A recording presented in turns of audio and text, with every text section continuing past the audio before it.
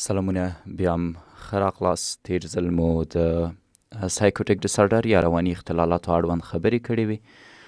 ویلي مو چې دغه اختلالات دي چې په انسان کله راشي نو انسان سم فکر نشي کوی، په ښکاره شکل صحیح تصمیمونه نشي نیوی او حقیقت د دروغو نه نشي جلا کوی، ځکه په دې کې د غلط فکرونه لري او غلط آوازونه او شیان ویني په داسې حالت کې چې په حقیقت کې نه، کوم ته چې هلوزینیشن او ډیلوژنس ویل کېږي. بهرحال نن په ډولونو باندې غږیږو.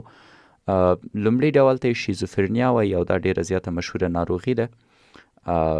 معمولا په دې کې درې واړه نښې، هم انسان ډیلوژن لري، غلط فکرونه لري، هم هلوزینیشن لري، داسې غږونه اوري چې په اصل کې نه او داسې شیان ویني چې په اصل کې نه، او ډس ارګنایزډ سپیچ لري، یعنی د خبرې ترتیب شوي نه، خبرې کوي سړی په هدف نه پوهېږي چې بالاخره دا وایي څه او غواړي ووایي څه. معمولا په شپږو میاشتو کې یا په یوې میاشت کې د دې دوه نښونه باید یوه ولري، یا باید ډیلوژن یا هلوزینیشن ولري. ورسره یې بل ډول هغې ته شیزوټایپل پرسنالټي ډیسارډر ویل کېږي. دا نو شپږ نښې دي چې انسان که په 2 کالو کې 3 نښې دوامداره ولري نو هغه شیزوټایپل پرسنالټي ډیسارډر لري. لومړی نښه یې چې دی آیډیا آف ریفرنس دی. دا فرد فکر کوي چې په نړۍ کې کوم سترې پیښې کېږي هغه د دوی د لاسه دي، یا دو پکې غټ لاس لري یا د دوی د عمله کېږي. دومه نښه یې مایلډ پارانویا ده چې انسان په خلکو باندې باور نه لري او غلط باورونه لري، یا مثلا فکر کوي چې پلار یې دی وژني په داسې حالت کې چې ورته هیڅ ثبوت نه لري. معمولا د دوی لباس کې توپیري، ډریسینګ ان پیکولر ویز، مثلا په ژمي کې ګوري چې زیرپیرني اغوستي او په اوړي کې ګوري چې د ژمي کالي اغوستي دي. بله نښه یې ډس ارګنایزډ تھینکینګ اور سپیچ دي، یعنی د دوی کومې خبرې چې دي دا معمولا ارګنایز نه او مفهوم د خبرو نه چې دی نه اخیستل کېږي. د خپلو احساساتو په ښکاره کولو کې دوی تنبل شوي، اصلا خپل احساسات نشي ښکاره کولی او اړیکې چې دی خرابېږي، اصلا اړیکو ته نور اهمیت نه ورکوي، ورته ټولنیز تشویش پیدا کېږي، د خلکو سره د کېناستو نه ویره او ډار هم پیدا کولی شي. نو په دې شپږو نښو کې که چېرته یو انسان 3 نښې ولري هغه کېدای شي شیزوټایپل پرسنالټي ډیسارډر ولري. بل ډیلوژنل ډیسارډر دی. په ډیلوژنل ډیسارډر کې انسان په یوه میاشت کې یوه یا د یوې نه ډېرې دغه نښې لري. اول چې دی همدغه د ډیلوژن نښه ده، دوم چې دی د هلوزینیشن نښه ده، یا غلط باورونه لري یا غلط فکرونه لري. بل بریف سایکوټیک ډیسارډر ده چې په دې کې یوه مثبته نښه او یوه منفي نښه، معمولا د یوې میاشتې دپاره دوامدار. مثلا یوه ورځ انسان ډېر زیات خوشحاله وي، ډېر زیات پر انرژي، په بله ورځ بیا شونډې په پړي خفه او کېدای شي ډیلوژن پکې ولري، غلط فکرونه او غلط باورونه او د دوی خبرې چې دی ربط ونه لري. همچنان دا خلک کولی شي کټټونیک بیهیویر ولري، یعنی مثلا یو ځای کې چې دی انفجار کېږي، دوی غلي ناست دي، نه تیښته کوي، نه حیرانېږي، نه عکس العمل ښیي، د دوی عکس العمل کاملا کمیږي.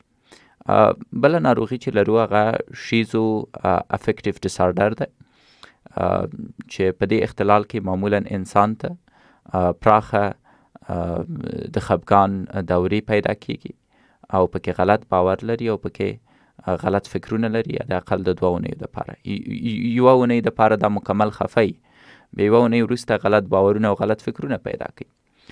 بل ډول چې دی شیزو فرننفورم ډیسارډر دی، چې دا هم د شیزوفرنیا غوندې علایم لري، ولې وخت د 1 میاشتو نه تر 6 میاشتو پورې دوام کوي.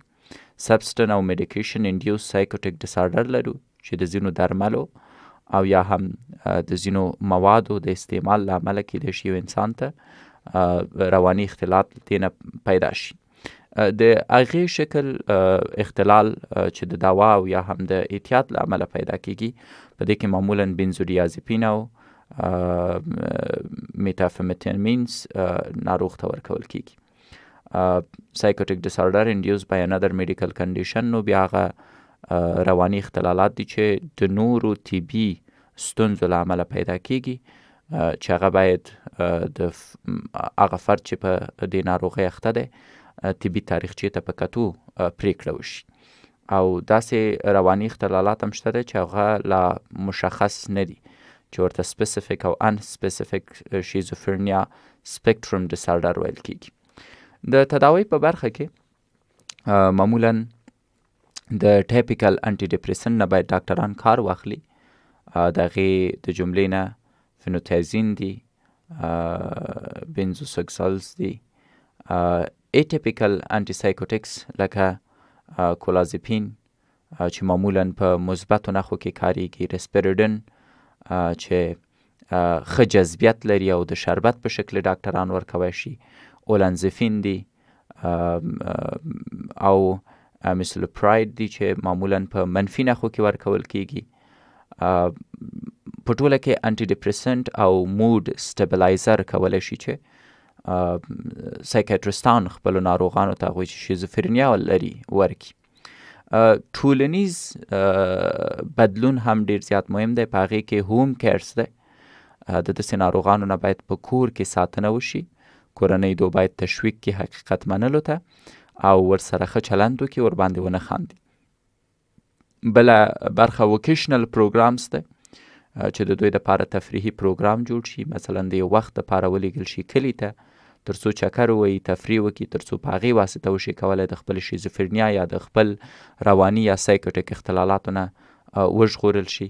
سایکوتراپي ډیر مهم رول لري، په ځانګړي ډول سی بی ټي کاګنیټیو بیهیویر تراپي چې د دې لارې کولی شي دوی خپل عمل بدل کړي او د هغې بدلون له لارې کولی شي چې خپل ژوند بدل کړي. سوماتیک ټریټمنټ دی چې که چیرته کورنۍ ساتنه یا هم تفریح او یا هم سی بی ټي یا د تحرک پیژندنې تراپۍ نتیجه ورنکړه، نو بیا الکترونیکي شاک د مریضانو ته ورکول کیدای شي. کوپینګ میکانیزم دی، معمولا مثلا سپورت کول، مثلا قرآن ویل، مثلا مسجد ته تلل، په خدای توکل کول ته یو بل ډول دی چې تاسو یې کولی شي مریض ته ترسره کوي تر څو ښه شي. ګلاتین فری ډایټ به نه کوي، یعنی داسې خوراک به نه کوي چې هغې کې ګلاتین وي. سلف مانیټور پکې ډیر زیات مهم دی چې باید ناروغ سره خبرې وشي تر څو وشي کولی ځان مانیټور کې د ځان په اړه لیکنه وکړي، خپلې تېروتنې یاداشت کړي او په دې شکل بیرته خپل ژوند په صحیح شکل سره را جوړ کړي.